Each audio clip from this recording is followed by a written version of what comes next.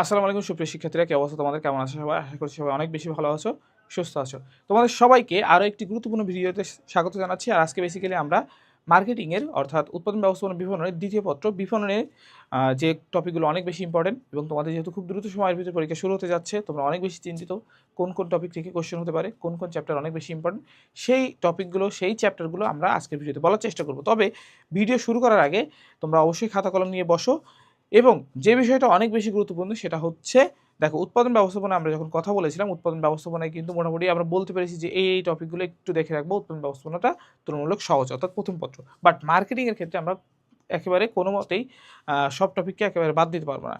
এইখানে যে টপিকগুলো রয়েছে, এখানে তোমার হচ্ছে যদি দেখি দুইটা টপিককে একটু মিনিমাইজ করতে পারি, বাট এখান থেকে বাদ দিতে পারবো না। তোমাদের বিপণনেরও 10টা চ্যাপ্টার রয়েছে, উৎপাদন ব্যবস্থাপনায়ও 10টা চ্যাপ্টার ছিল, কিন্তু বিপণনে 10টা চ্যাপ্টার হচ্ছে অনেক বেশি ইম্পর্টেন্ট।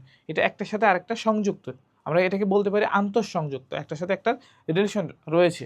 যেহেতু আমরা এই ভিডিওতে দ্বিতীয়বার টেক নিচ্ছি, তো আমি আগেই হচ্ছে এই বিষয়ে কথা বলেছিলাম, এই জন্য আমরা হচ্ছে এটাকে তুলি নাই, এটাকে তোমাদের সামনে রেখে দিছি। চলো দেখো, এখানে মোটামুটি আমরা 7টা চ্যাপ্টার 8টা চ্যাপ্টার লিখেছি। এখানে লাস্টে যে চ্যাপ্টারটা বিপণনের সমসাময়িক বিষয়াবলী, এটাকে একটু লিখে দাঁড়াও, সমসাময়িক বিষয়াবলী। সমসাময়িক বিষয়াবলী প্রথম যে চ্যাপ্টার রয়েছে সেটা হচ্ছে আমাদের 1 নম্বর চ্যাপ্টার বিপণন পরিচিতি। দেখো, প্রত্যেকটা সাবজেক্টে কিছু কিছু টপিক থাকে, ওই টপিক ছাড়া ওই সাবজেক্ট কখনোই সম্ভব নয়। তো আমাদের এইখানে যে টপিকটা সেটা হচ্ছে বিপণন পরিচিতি। তো বিপণন পরিচিতিকে তুমি বাদ দিয়ে কখনোই কিন্তু বিপণন এইটা করতে পারবা না। বিপণন পরিচিতির এই টপিকটাকে বাদ দিয়ে তুমি কিন্তু আগাইতে পারবে না। তো বিপণন পরিচিতি সম্পর্কে একটু ভালো করে ধারণাটা লাভ করতে হবে।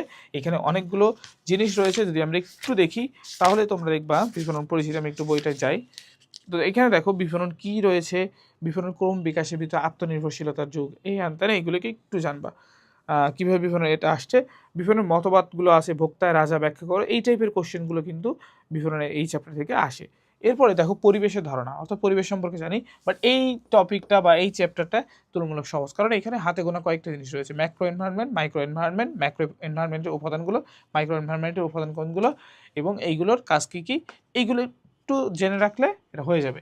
এরপর বিপণন কার্যাবলী, এটাও সহজ, এখানেও টপিক কম, এই জন্য এটা নিয়ে আমরা অত বেশি কথা বলবো না। বাট বিপণন কার্যাবলীর ভিতরে যেখানে রয়েছে বিক্রয় সংক্রান্ত কার্যাবলী, উত্তম ক্রয় বিক্রয়ের অর্ধেক, এই টাইপের কোশ্চেনগুলো বা এই টাইপের জিনিসগুলো গুরুত্বপূর্ণ। পরিবহন, এইগুলো কিন্তু তোমরা উপযোগের ওই চ্যাপ্টারেও কিন্তু মোটামুটি কয়েকটি জিনিস পেয়ে যাবা।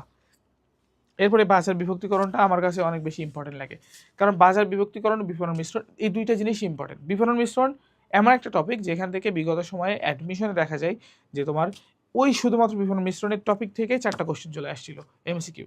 সেই ক্ষেত্রে এটা এইচএসসির জন্যও কিন্তু অনেক বেশি ইম্পর্টেন্ট। বাজার বিভক্তিকরণ কত প্রকার হয়ে থাকে এবং বাজার কাকে বলে, ভোক্তা বাজার কি, শিল্প বাজার কি, কোন বাজার কীভাবে বিভক্তিকরণ করা হয়, এটা সম্পর্কে অনেক বিস্তারিত ধারণা লাভ করতে হবে।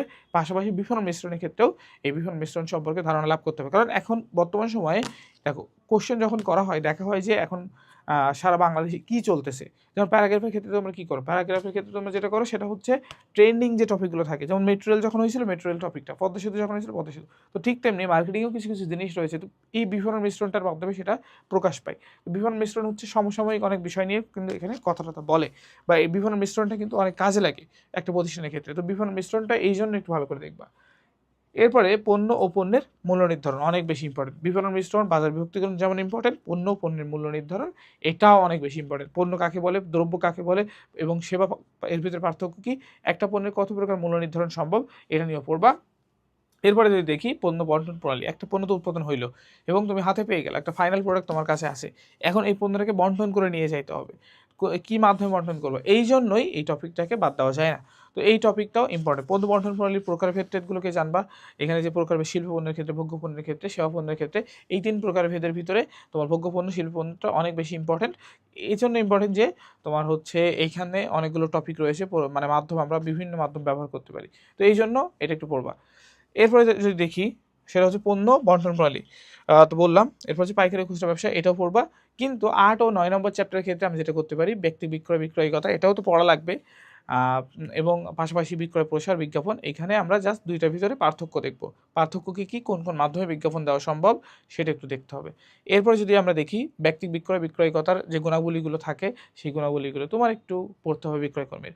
তো এইখানে বিপণনে মোটামুটি 10টা চ্যাপ্টারের ভিতরে প্রত্যেকটা চ্যাপ্টারে কিছু না কিছু টপিক রয়েছে যেগুলোকে বাদ দেওয়া সম্ভব না। এই জন্য আমরা উৎপাদন ব্যবস্থাপনা যদিও বলতে পেরেছি যে এখান থেকে এই কয়েকটা জিনিস 5-6টা অধ্যায় পড়লে এখান থেকে কোশ্চেন হবে, কিন্তু বিপণনে এটা ওইভাবে কিন্তু বলা সম্ভব না, কারণ বিপণনে যে চ্যাপ্টারগুলো এটা একটার সাথে আরেকটা সম্পর্কযুক্ত, একটাকে বাদ দিবা আর একটা তুমি জানতে পারবে না। এই জন্য এখানে আমি কোনোভাবেই তোমাদেরকে শর্টকাটের ভিতরে রাখি না, কারণ তোমরা আমার স্টুডেন্ট, ঠিক আছে। এখন তোমাদেরকে যদি পরীক্ষার হলে আমি এভাবে পাঠিয়ে দিই, পরীক্ষার হলে কিছু লিখতে পারলে না, তাহলে কিন্তু তোমাদেরই সমস্যা, তোমরাই সমস্যা ফেস করবে, তোমরাই আমাকে গালি দিবা, বলো যে ভিডিও দেখছিলাম কোনো কাজে লাগেনি। এই জন্য আমি যেটা রিয়েলিটিতে যেটা হয় সেটাকে বললাম যে এখানে টপিকগুলো হচ্ছে এমন যে এখানে টপিকগুলোতে তুমি কোনো জিনিসই তেমনভাবে বাদ দেওয়া ওইভাবে যায় না, এটা একটার সাথে একটা সম্পর্কযুক্ত। একটা পড়লে হয়তো পরবর্তী চ্যাপ্টারে তোমার কিছু টপিক কমে যাবে। তো তোমরা চেষ্টা করবো প্রত্যেকটা চ্যাপ্টারে আমি যে টপিকগুলো বলেছি এবং মোস্ট অফ দ্য যে এই যে 3 স্টার 4 স্টার যেগুলো দিয়েছি অর্থাৎ 5 স্টার বা যেটা অনেক মোস্ট ইম্পর্টেন্ট বলেছি সেই টপিকগুলোকে কোনোভাবে বাদ দেওয়ার চেষ্টা করবো না, সেই চ্যাপ্টারগুলোকে কোনোভাবে বাদ দেওয়ার চেষ্টা করবো না।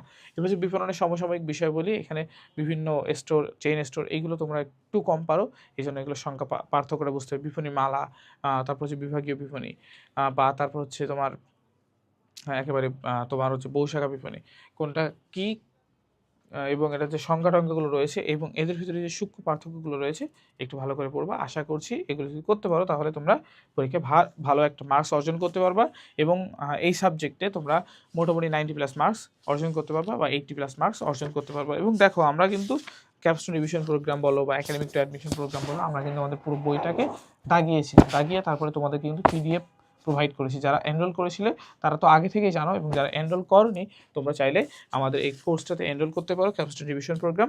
এবং এনরোল করার পর কী হবে, এনরোল করার পরে কিন্তু তোমরা আমাদের এই যে পিডিএফ যে বইটা থাকে দাগানো বই, সেটা কিন্তু এমনিতে ফ্রিতে পেয়ে যাবো।